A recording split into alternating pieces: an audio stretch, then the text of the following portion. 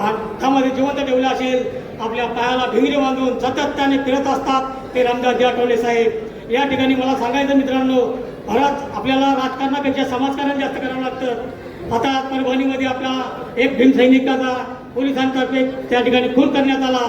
त्याच प्रकारे बुद्धगयाला महाबोधी विहार मुक्तीसाठी भंतेजींचं त्या ठिकाणी आमरण उपोषण चालू आहे. मित्रांनो, बरेचसे डोंगरावले प्रश्न आपल्या ठिकाणी आहेत, आपले छोटे छोटे प्रश्न आहेत.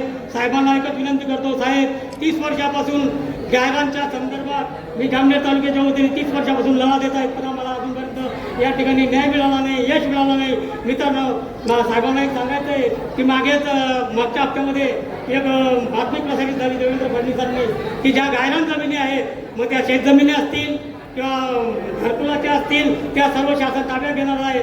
मित्रांनो, जर का या गायरान जमिनीची शासनाने ताब्यात घेतले तर आमचे बरेचसे कुटुंब उद्ध्वस्त होणार आहे. तरी आपण या ठिकाणी लक्ष द्यावं आणि या गायरान जमिनी या मग दलित असतील, आदिवासी असतील, कोणी असेल त्यांच्या पदात पाडून द्यावं, कारण त्याच्या पुढे दुसरा कोणी उदरनिर्वाहाचा प्रश्न नाही. मी जाता जाता फक्त एकच सांगेल, या ठिकाणी रामदासजी आठवले साहेबांना आपण ऐकण्यासाठी जमलेलो आहोत. या ठिकाणी मी एवढं बोलून माझे 2 शब्द संपवतो. जय भीम, जय बुद्ध, जय. खूपच सुंदर भगवान बोल सोनवणे सर, पण मी इतकंच म्हणू इच्छितो